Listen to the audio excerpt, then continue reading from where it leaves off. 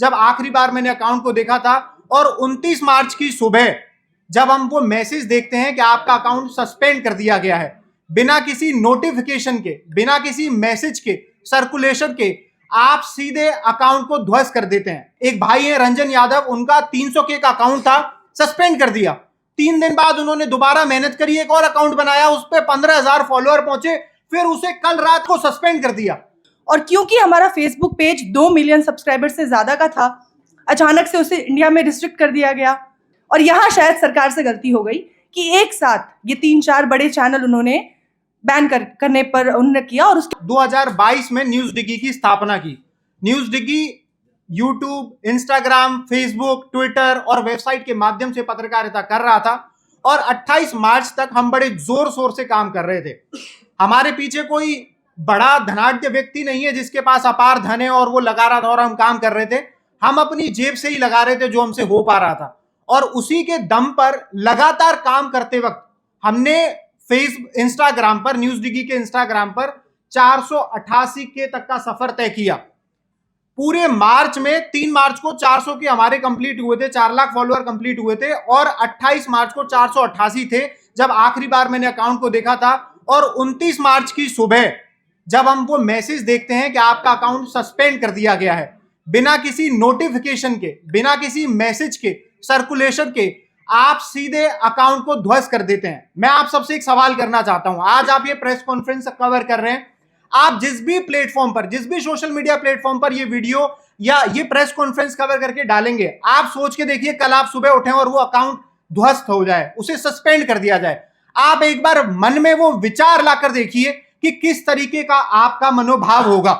पूरे 4 साल 5 साल लगकर एक विद्यार्थी, एक छात्र, मेरी 25-26 साल उम्र है और न्यूज डिगी को हमने खड़ा किया। तमाम लोग मेहनत करते हैं और एक झटके में 4-5 साल की मेहनत को एक झटके में खत्म कर दिया जाता है, तोड़ दिया जाता है।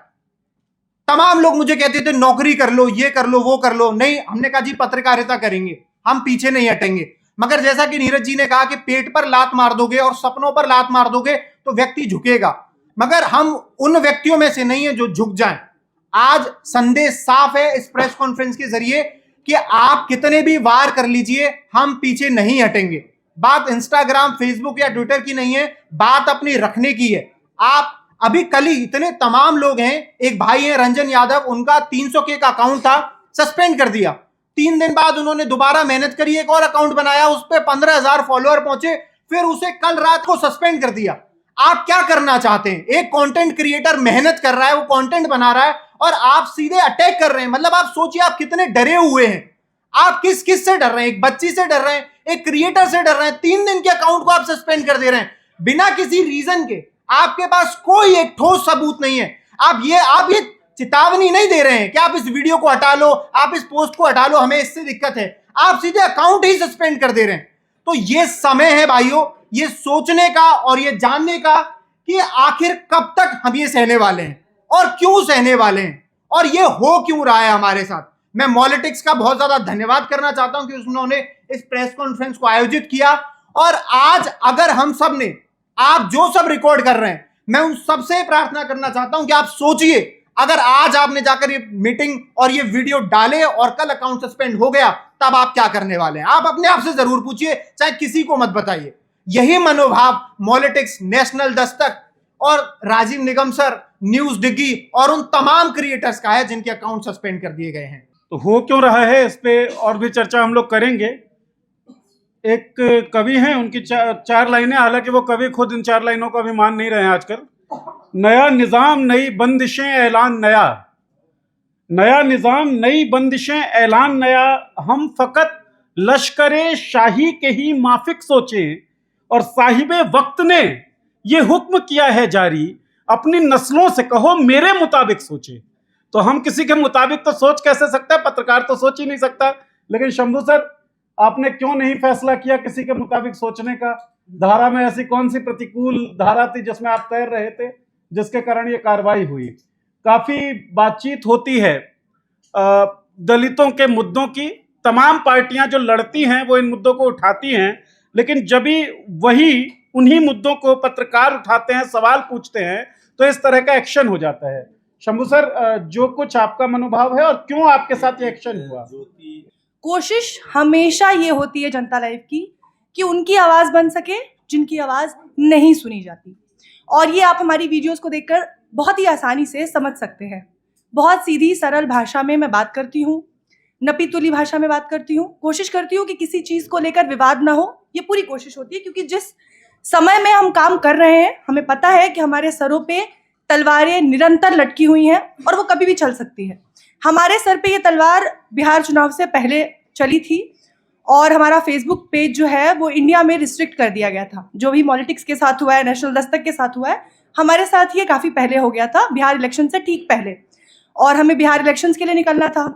इसका असर उस वक्त ये हुआ कि हम तैयारी करके बैठे थे बिहार इलेक्शंस कवर करने की, और क्योंकि हमारा फेसबुक पेज 2 मिलियन सब्सक्राइबर से ज़्यादा का था, अचानक से उसे इंडिया में रिस्ट्रिक्ट कर दिया गया। और सीधी तौर पर आप समझ सकते हैं कि वो एक तरीके से आपके पेट पर लात पड़ती है। आप एक छोटी सी टीम है, कोशिश कर रहे हैं, तमाम मेहनत कर रहे हैं, और उसके बाद हम इसमें लग गए कि किस तरीके से हम उसे रिवाइव कर सके, कैसे रिस्ट्रिक्शन हटा सके। हमने तमाम कोशिशें की, छोटा सा वीडियो बनाया, जितने लोगों को जानते थे उन्हें हमने कांटेक्ट किया कि वो उस वक्त आवाज़ उठाए। और यहाँ इस वक्त बहुत ज़रूरी है पॉलिटिक्स का धन्यवाद करना, क्योंकि हमने उस वक्त कोशिश की ये आवाज़ उठाने की, पर उस वक्त शायद हम इकलौते चैनल थे जिससे रिस्ट्रिक्ट किया गया था, तो ये आवाज़ इतनी बड़ी नहीं हुई। आज जब लोगों के आपस में एक साथ ऐसी सिचुएशन आई है, और यहाँ शायद सरकार से गलती हो गई कि एक साथ ये 3-4 बड़े चैनल उन्होंने बैन करने पर उन्होंने किया, और उसके बाद ये आवाज़ उठकर आई। मुझे लगता है अगर अलग अलग हुआ होता कुछ समय के बाद तो शायद आज भी हम यहाँ ऐसे नहीं बैठे होते। और इस गलती का आज ये फायदा है कि हम नसीहत दे रही है। बिल्कुल नसीहत दे रही हूँ, क्योंकि ये चेतावनी है कि अगर आप कुछ कर रहे हैं तो उसमें भी कुछ ना कुछ गलतियां होगी, और उसका फायदा कहीं ना कहीं कुछ ना कुछ किसी ना किसी तरीके से किसी को मिलेगा। और आज जब हम यहाँ एक मंच पर बैठे हैं, अब यहाँ से बहुत कुछ हो सकता है, और ज़रूरी यह है कि अब जब हम मंच पर आ गए हैं तो इसका पूरा फायदा उठाया जाए।